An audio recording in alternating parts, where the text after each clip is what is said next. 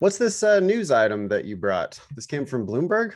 So the headline is lawyers get $164,000 bonuses. So that's not their pay. That's their bonus. $164,000 in bonuses to keep working. Yes, 100 hours a week. Ugh. Quick math. I think that's Oh what, man. 17 hours a day or something. What is this? Yeah, well, I What, was just going to 14? calculate an hourly rate. It, I mean, dude, if you're 100 hours a week, so 4,000 hours, sorry, 5,000 hours a year. mm-hmm. So 164 divided by 5. Man, so that's a bonus of $33 an hour. Mm. All you got to do to get that bonus is work 100 hours a week for the entire year. It's a lot of money. Wow. Okay, yeah. So if you're working 6 days a week, then that's 17 hours a day. If you're working 7 days a week, that's 14 hours a day. That's a lot of fucking time. It Anyway, says, yeah. I You guess want to I'll read read it? a little bit of it. Yeah, read it. In September 2020, Cooley LLP, a Palo Alto-based law firm, announced it was handing out $2,500 to $7,500 in one-time payments to associates. The bonuses came as the firm, along with many others in the legal industry, realized it was both flush with cash and facing worker burnout during the pandemic. While most attorneys at larger firms expect to receive one annual bonus, Cooley's move was quickly matched by others, including Davis Polk and Wardwell LLP and Wilkie Farr Gallagher LLP. One payout was becoming 2 and now potentially 3 in a single year.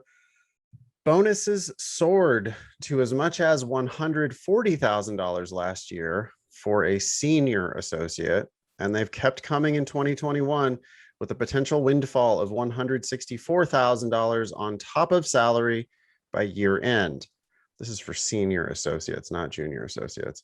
Alongside the added cash, firms promised more time off. Yeah, right. Bullshit. And extended work from home arrangements. Oh, yeah, you can do that. Just as long as you're working your 17 hours a day. We don't care where you're working. Yeah. All part of an effort to retain and attract talent for what are often grueling 100-hour work weeks. This can't be the most effective way to leverage your talent, can it? Like, isn't it pretty documented that if you work a certain number of hours, like those last few hours are diminishing marginal returns, you're less effective, and then it just like hammers everything else. Like, wouldn't it be better to have more if they're flush with cash, hire more attorneys and have them work 60 hours?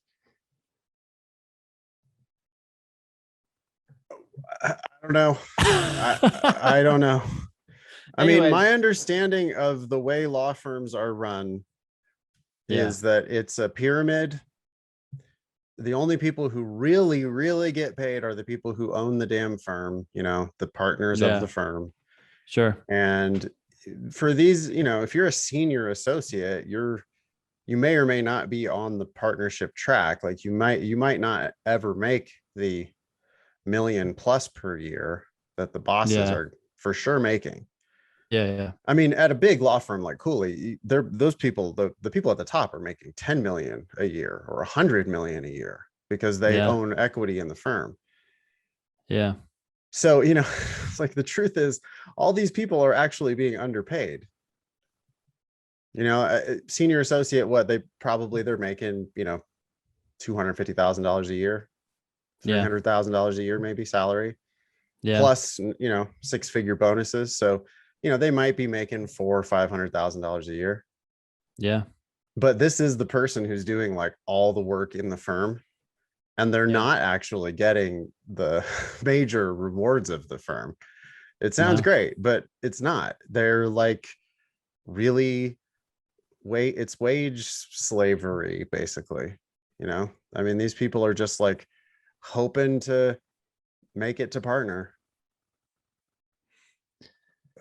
This reminds me of a story that I think I've shared with you before on the show, but it's probably been a very long time. A friend of mine did this, or I think it was a friend, a friend of mine whose friend was at the same firm or something. But anyways, the friend had his wife had just had a baby, and he was feeling super overworked at his law firm. And he went to his partner and he said, "Hey, I just need a little extra time off. We're not talking a lot here. We're not talking about full time off. We're talking fewer hours, right? During the day. These people are still working, and just to get through this time." And the partner said to him, and I remember this number, he said, "Would $30,000 solve the problem?" In other words, I don't want you to take time off. I'm going to give you 30,000 more dollars and you keep working. That's how it goes at these places. I'm like just basically speechless. I mean, I've been saying for a long time how, to me, a 40-hour work week seems completely uncivilized. Like, that's already too much. Mm-hmm. 40 hours a week is a lot. 40 hours a week, 50 weeks a year. Are you kidding? Yeah. That's gross. That's like mostly all of your waking hours.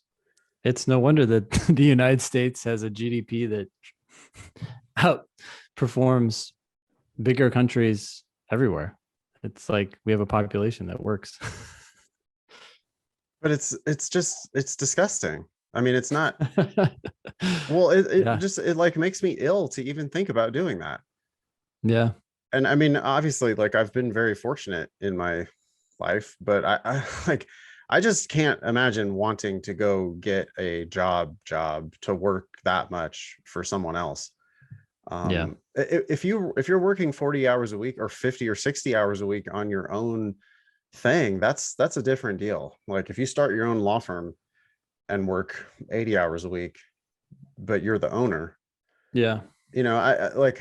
I have great respect for working people, and I just cannot imagine selling my entire life to anybody for a salary. Mm-hmm. I know it sounds good, I guess, to young people. They look at these dollars and they're like, "Oh my God, I'd be so rich." But it's like, yeah, you'd have a lot of cash and you'd have absolutely no time to do anything with it. Just, this sounds really, really terrible. All right. So if you want to read more on that, we'll provide a link in the show notes. That was an article by Megan Tribe in Bloomberg News.